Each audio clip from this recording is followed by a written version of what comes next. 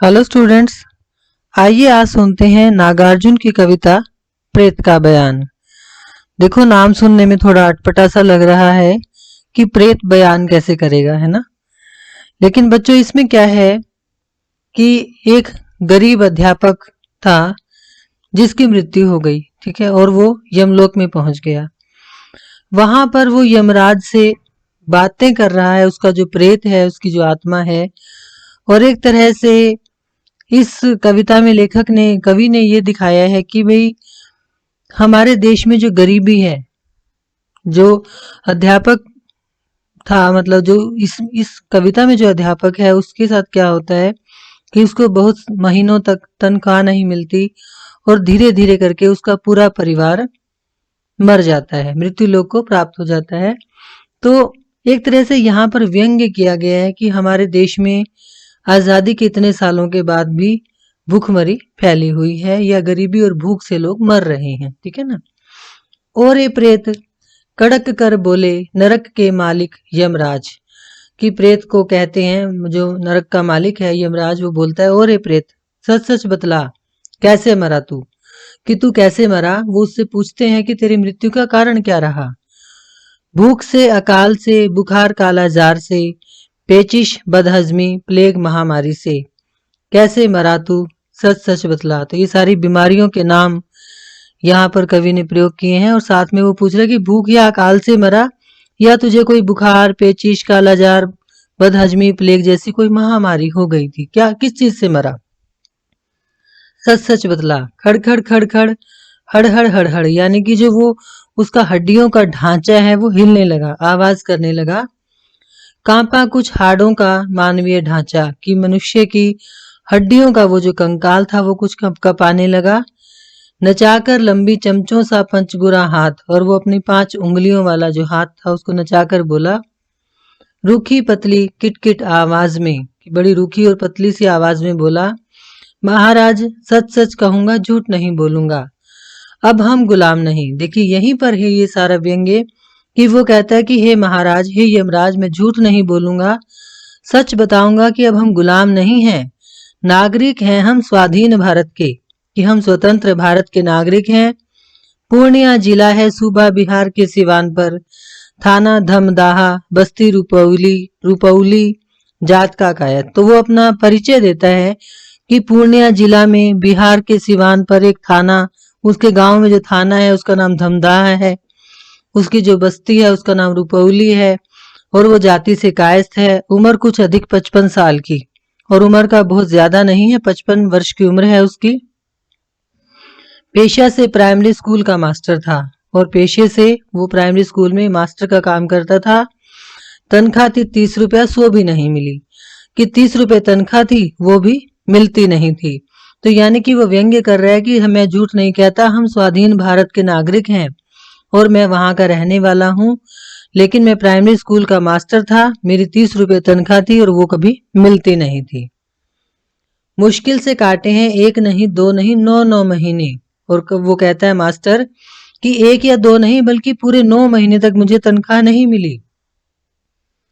धरती थी, माँ थी, बच्चे थे 4, आ चुके हैं वे सभी दया सागर, करुणा के अवतार आप ही की छाया में। और वो कहता है कि मेरी माँ थी, मेरे 4 बच्चे भी थे, लेकिन वो सब करुणा के अवतार बनकर, यानी कि दुखों के पहाड़ को ढो ढो कर, कह लीजिए एक तरह से, कि करुणा का अवतार बनकर हे दया के सागर तुम्हारी ही छाया में आ चुके हैं। मैं ही बाकी, क्योंकि कर्मों की पत्तियां अभी कुछ शेष थी, कि मेरे 4 बच्चे और मेरी माँ, उनकी माँ मृत्यु की भेंट चढ़ चुके हैं, और मैं ही केवल एक बचा हूँ, क्योंकि मेरे कर्मों के कुछ फल शेष बचे थे। हमारे अपने पुश्तैनी पोखर में मनोबल शेष था सूखे शरीर में, कि हमारे परिवार का जो पुश्तैनी शरीर है इसमें कुछ मनोबल अभी बचा हुआ था, इसलिए केवल मैं ही बचा। भभाकर हंस पड़ा नरक का राजा। तो यमराज को हंसी आ गई, वो भभाकर मतलब खूब राक्षसी हंसी हंसने लगा। दमक उठी झालरें कंपमान सिर के मुकुट की, और सिर पर उसने जो मुकुट पहना हुआ था उसकी झालरें भी दमकने लगी, कपाने लगी, हिलने लगी। फर्श पर ठोक कर सुनहरा लोहदंड, उसने अपने हाथ में एक लोहे का बड़ा सा एक डंडा पकड़ा हुआ था, उसको फर्श पर ठोक कर बोला, अविश्वास की हंसी हंसा दंडपाणि महाकाल। और वो लोह के डंडे को धारण करने वाला महाकाल अविश्वास की हंसी हंसने लगा, यानी व्यंग्य की हंसी हंसने लगा। बड़े अच्छे मास्टर हो, आए हो मुझको भी पढ़ाने। और वो क्या कहता है कि तुम पेशे से मास्टर है, मान लिया बहुत अच्छा मास्टर है, लेकिन तू मुझे पढ़ाना चाहता है। मैं भी बच्चा हूं, कि क्या तू मुझे बच्चा समझता है? वाह भाई वाह। तो तुम भूख से नहीं मरे? तो मतलब तू कहना चाहता है तू भूख से नहीं मरा। मतलब क्या है कि मास्टर भूख से ही मरा, तनख्वाह ना मिलने की वजह से मरा। लेकिन वो उसको व्यंग्य करके कहता है कि मैं स्वाधीन भारत का नागरिक हूं और मैं भूख से नहीं मरा। और जो यमराज है वो कहता है तू मुझे पढ़ाने चला है, तू सच कह रहा है, भूख से नहीं मरा। हद से ज्यादा डालकर जोर होकर कठोर प्रेत फिर बोला। और फिर वो जो प्रेत था उसको अपने मन पर कह लीजिए, अपने जुबान पर कह लीजिए, बड़ा जोर डालकर कहना पड़ा। अचरज की बात है, यह यकीन नहीं करते आप क्यों मेरा, कि आप मेरा यकीन क्यों नहीं करते, विश्वास क्यों नहीं करते? कीजिए न कीजिए न आप चाहे विश्वास, साक्षी है धरती साक्षी है आकाश। वो कहता है कि हे यमराज, तुम मेरी बात पर विश्वास करो या ना करो, लेकिन ये धरती, ये आकाश, ये सब मेरे गवाह हैं। और भले नाना प्रकार की व्याधियां हों भारत में, कि चाहे हमारे देश में और कितनी ही बीमारियां हों, किंतु उठाकर दोनों बाह किटकिट करने लगा प्रेत। लेकिन दोनों बाजुएं उठाकर किटकिटाते हुए वो प्रेत बोलने लगा, किंतु भूख या क्षुधा नाम हो जिसका, ऐसी किसी व्याधि का पता नहीं हमको। कहता है कि भारत में कितनी ही बीमारियां हों, लेकिन भूख जिस बीमारी का नाम है, उस बीमारी को भारतवर्ष के लोग नहीं जानते। यानी कि यहाँ पर वो फिर से व्यंग्य कर रहा है।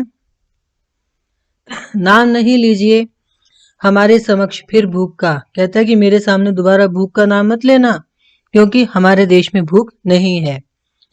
निकल गया भाव आवेश का, तदनंतर शांत स्तिमित स्वर में प्रेत बोला।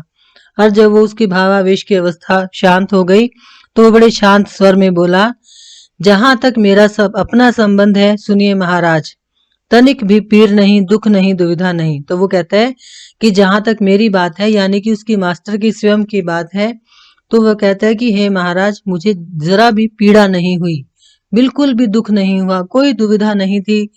सरलता पूर्वक निकले थे प्राण, कि मैंने बड़ी आसानी से अपने प्राण दे दिए थे। सह न सकी आंत जब पेचिश का हमला, कि जब मेरी आंतें पेचिश के हमले को नहीं सहन कर पाई तो मैंने बड़ी आसानी से प्राण दे दिए। सुनकर दहाड़ स्वाधीन भारत के भूखमरे स्वाभिमानी सुशिक्षक प्रेत की रह गए निरुत्तर महामहिम नरकेश्वर। किस प्रकार से वो जो स्वाधीन भारत का अध्यापक था, जो भूख से मरा था, लेकिन अपनी स्वाभिमानी की वजह से, अपने स्वाभिमान को सुरक्षित रखते हुए जब उसने उत्तर दिया, तो वो जो यमराज था वो भी निरुत्तर हो गया और वो बड़ी हैरानी से उसको देखने लगा। माँ के पेट में था तभी इसका बाप भी झोंक दिया गया उसी आग में। और वो सोच रहा है, कह लीजिए यह एक तरह से अध्यापक कह रहा है कि जब मैं माँ के पेट में था तब उसका, यानी अध्यापक का बाप, झोंक दिया गया था उसी भूख की आग में। बेचारी सुखिया जैसे तैसे पाल ही लेगी इसे। और सुखिया कौन है? अध्यापक की माँ। कि अध्यापक की माँ किसी तरीके से उसको पाल लेगी, तो इसे साल साल देखाया करूंगा जब तक है चलने फिरने की ताकत चोले में। तो ऐसा लगा जैसे कि वहां पर कोई गुरु थे और उन्होंने ये कहा कि मैं साल दर साल इसको देखता रहूंगा जब तक मुझ में चलने फिरने की ताकत रहेगी। तो क्या आगे भी इस कलुए के लिए भेजते रहेंगे खर्चे गुरु महाराज? तो एक तरह से कलुआ कौन है? वो मास्टर जो पैदा हुआ। और सुखिया कौन है? उसकी माँ। और एक तरह से वो जो माँ है वो उस गुरु से प्रश्न पूछ रही है कि क्या आने वाले समय में भी तुम इस कलुए को पालने के लिए खर्चा भेजते रहोगे हे गुरु महाराज? बढ़ आया बुद्धू अपने छप्पर की तरफ, नाचते रहे, लेकिन माथे के अंदर गुरु महाराज के मुंह से निकले हुए हथियारों के नाम और आकार प्रकार। कि मैं, मतलब वो जो गुरु था वो तो चला गया अपने छप्पर की ओर, लेकिन मेरे मन के भीतर गुरु महाराज के मुंह से निकले हुए वो शब्द निरंतर नाचते रहे। कौन से? कि गुरु महाराज ने एक तरह से कुछ हथियारों के नाम बताए। कौन से नाम? खुखरी, भाला, गंडासा, बम, तलवार, तलवार, बम, गंडासा, भाला, खुखरी। यानी कि ये वो हथियार हैं जो कवि के मन में या फिर अध्यापक के मन में हमेशा नाचते रहते हैं। क्यों नाचते रहते हैं? क्योंकि अध्यापक को हमेशा ऐसा महसूस होता रहा कि जीवन भर की शांति से काम नहीं चलेगा। अगर हमने अत्याचारों, अपनी गुलामी के लिए, गुलामी मतलब स्वाधीन तो हो चुके थे, लेकिन जो शोषण उनका हो रहा था उसके खिलाफ, अन्याय के खिलाफ यदि आवाज नहीं उठाई, हथियार नहीं उठाए, तो हमारा ऐसा ही हाल होता रहेगा। और यही सोचते सोचते वो अध्यापक भी एक दिन मृत्यु को प्राप्त हो गया। तो ये थी बच्चों कविता प्रेत का बयान। Thank you.